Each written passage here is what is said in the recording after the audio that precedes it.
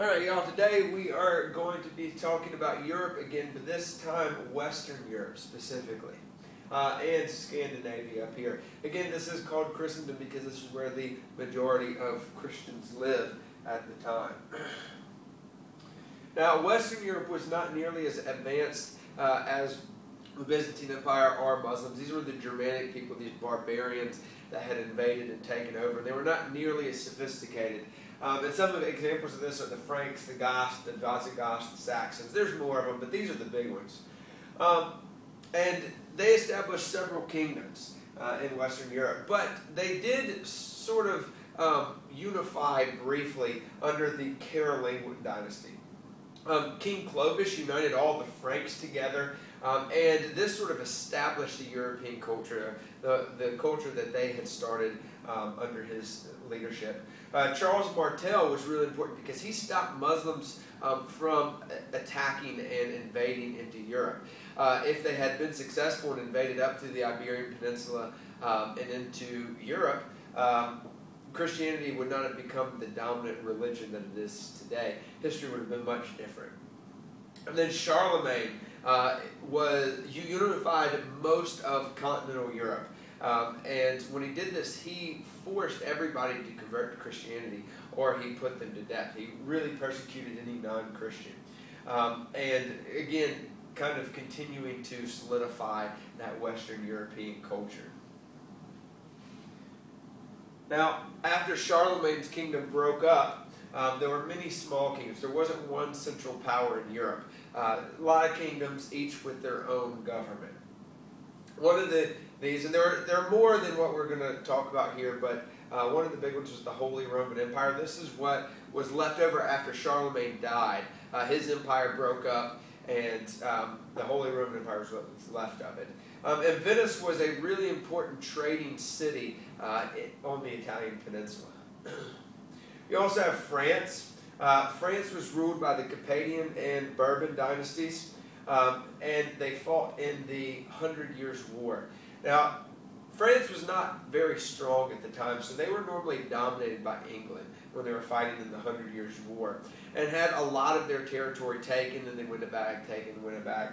But one famous person is Joan of Arc, and she was a young woman who saw a vision from God and actually led France in battle to take France's territory back. She was eventually caught and executed by England, but they accused her of being a witch because she was this woman who had this experience with God. But she led them in successful battle to take back their territory.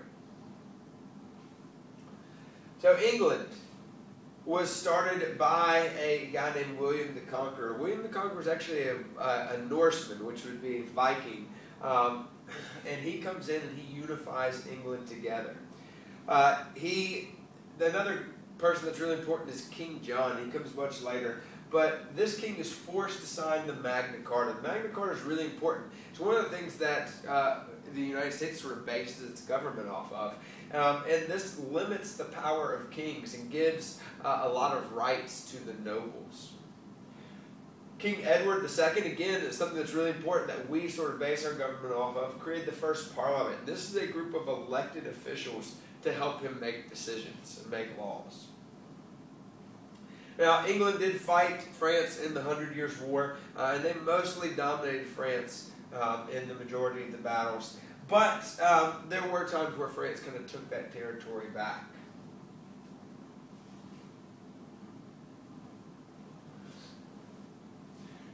Spain is another big kingdom in Western Europe, and at first most of the land of Spain was actually controlled by Muslims. And so the Spanish started the Reconquista, which is to reconquer the Iberian Peninsula from Muslims. So they had to fight in a lot of battles to actually win that land back. One of the ways that Spain actually developed was that Queen Isabella and King Ferdinand each had their own separate kingdoms, and they married each other and united the kingdoms together to actually form Spain. Another big thing is the Spanish Inquisition. They kicked all the Muslims out, and then they started to persecute any non-Christian.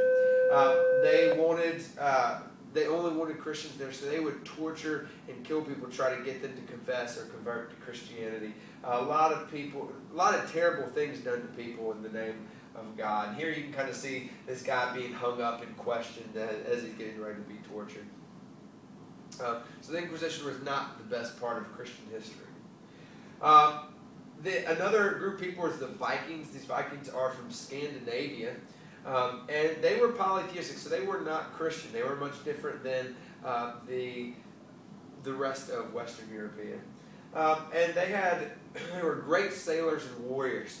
But they played a big role in Western Europe because they often sailed down the coast and raided European villages. And they did this for two reasons. One is because they lived in a very cold climate. They wanted the resources that Western Europeans had.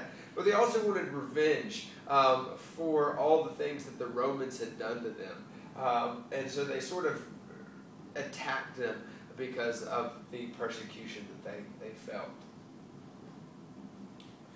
during the Roman era. Now, in Western Europe, they followed a different kind of Christianity than in Eastern Europe. They followed Roman Catholicism. And Roman Catholicism was extremely powerful, so much so that they often called the Roman Catholic Church the Universal Church or the Church Militant. It had so much power that it often rivaled kings in Western Europe for power. They had a group of knights called the Knights Templar, which were sort of the warriors of the church. But the Roman Catholic Church is led by the Pope, which is the religious leader. He's over everything. And basically the Pope's words are kind of God's words. He sets the standard and directs the Roman Catholic Church. Under him are the bishops, which are put in charge of large territories to kind of manage them. And then under them is the priests, which is basically in charge of a local church, which would be in a village. And all of these people act as intermediaries. Basically, people in Europe would have to go, in Western Europe, would have to go to a priest, or if you were higher up, you might go to a bishop or even the Pope. But if you wanted to be forgiven of a sin, you'd have to go and confess your sins to them, and that priest would grant you forgiveness. Or if to be able to gain salvation, you have to be part of the Roman Catholic Church. So they stand in between people and God. Now, this gives them a lot of power because if they don't like what you're doing, they can basically say, well, you're not going to heaven. And so people are definitely going to listen to them because they can control your salvation. Now, Roman Catholic Christianity and any religion has something called doctrine or dogma. This is the official beliefs. As soon as Christianity was institutionalized in Rome, when it became the official religion, they started creating official beliefs, things that everybody that was Christian should believe. Now, not everybody believed that, but they had what people should believe.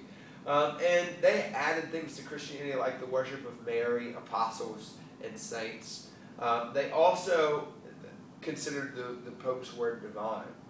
Now, some people, but not many, this wasn't very popular, did try to start scholasticism. And this is applying Greek reason to find contradictions in the church doctrine.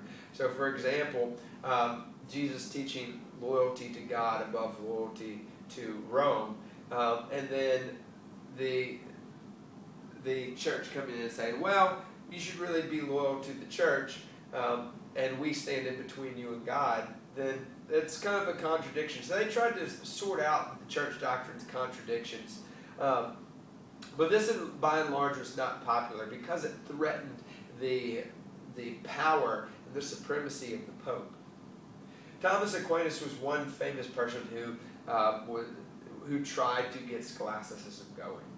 There's also another group of Roman Catholics which practice monasticism. These are monks. They tried to remove themselves from their worldly lives, from possessions, from family, from relationships, from belongings, from materialism, so that they could devote themselves completely to the Lord. So they went and lived in these monasteries and spent their life serving others.